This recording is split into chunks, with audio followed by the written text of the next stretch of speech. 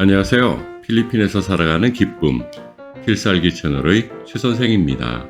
오랜만에 저도 한국 나들이를 다녀왔습니다. 제가 항상 함께하는 다이빙팀의 사이판 다이빙 일정이 생겨서 겸사겸사 다녀왔죠. 그리고 이왕 한국에 간 김에 필리핀 입국에 대한 변화된 정책이 잘 실현되고 있는지도 확인해 봤습니다. 이해 못할 바는 아니지만 자꾸만 바뀌는 입국 정책은 여러모로 피곤하긴 합니다. 그러나 검사 면제와 여행자 보험 면제만 해도 일단 큰 장점이라 앞으로의 긍정적 변화도 기대해 보게는 되네요. 그리고 영상 마지막에 클락공항 이용 시 주의하셔야 할 부분이 나옵니다. 급하신 분들은 마지막 2분으로 건너뛰어서 미리 확인하세요.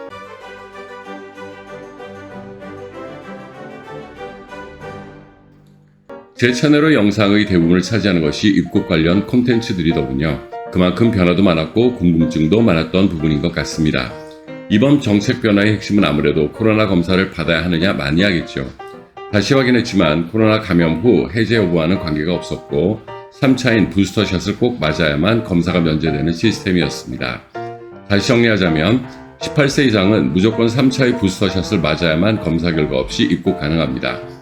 12세부터 17세까지는 2차까지의 백신 접종 완료자에 한해서 검사 결과 제출 의무가 없습니다. 이 점 꼭 확인하셔서 사고 없으셨으면 좋겠습니다.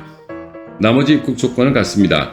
도착날 기준 6개월 이상 기간이 남은 여권을 소지하셔야 하고 체류비자가 없을 경우 한국이나 제3국으로 출국하는 항공권이 있어야 합니다. 그리고 물론 백신 접종 완료 증명서도 소지하셔야 하며 원헬스 패스도 작성하셔야 합니다. 그래서 바뀐 규정에 맞게 원헬스 패스를 작성해 보았습니다.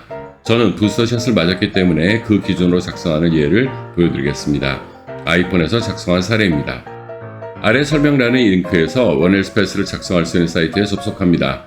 첫 경고문의 밑에 있는 녹색 OK 버튼을 클릭해줍니다. 그 다음 화면에 파란색 등록 버튼을 클릭해줍니다. 다시 뜨는 경고창의 녹색 OK 버튼을 눌러주시고 그 다음 뜨는 창에서도 녹색의 마침 버튼을 눌러줍니다. 그 다음 출발일과 도착일을 입력해줍니다. 진에어를 이용하시는 경우 출발일과 도착일이 다른 경우가 있으니 그에 맞게 입력해줍니다. 공항 이용 체크해주시고 도착 공항을 선택지 안에서 찾아 클릭해줍니다.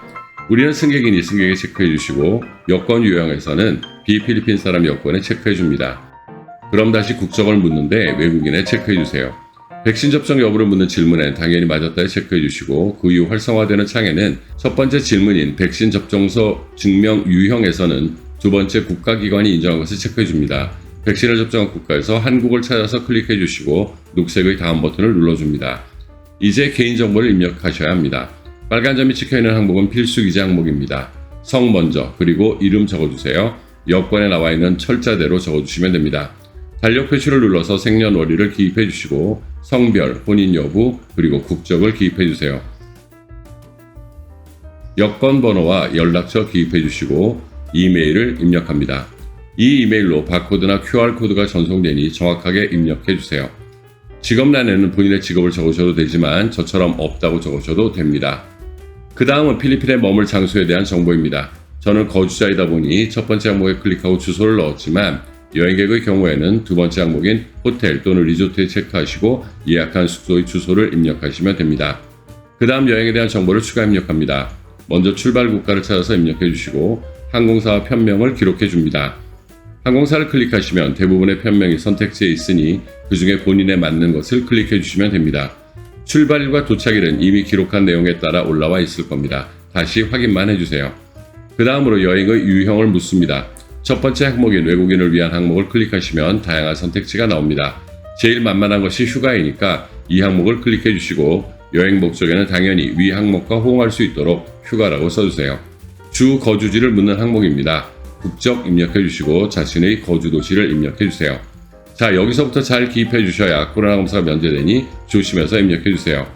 코로나에 대한 백신 접종 이력이 있느냐에는 당연히 예스로 바꿔서 클릭해 주시고 첫 번째, 두 번째 접종 내역을 접종 완료 증명서에 맞게 정확한 날짜와 백신 종류를 선택해 주세요. 2차까지 정확하게 입력하시면 전에는 없던 부스터샷에 대한 정보를 묻습니다. 1차에서 얀센이라고 대답하시면 2차가 나오지 않고 바로 부스터샷에 대해 묻는 창이 열립니다. 부스터샷에 대한 접종 날짜, 백신 종류를 입력하시고 접종 국가까지 입력하시면 창이 두 가지가 생깁니다. 첫 번째는 2차까지의 백신 접종을 증명하는 증명서를 첨부하는 것이고, 두 번째는 부스터샷을 입증해야 하는 서류를 첨부하는 창입니다. 한국에서 발행하는 접종 증명서는 한 장으로 모든 것을 증명하니 두 창에다가 모두 같은 백신 증명서를 첨부하셔도 됩니다. 미리 폰의 카메라로 찍어서 준비해 두세요. 그 다음 방문 국가는 그냥 두셔도 됩니다.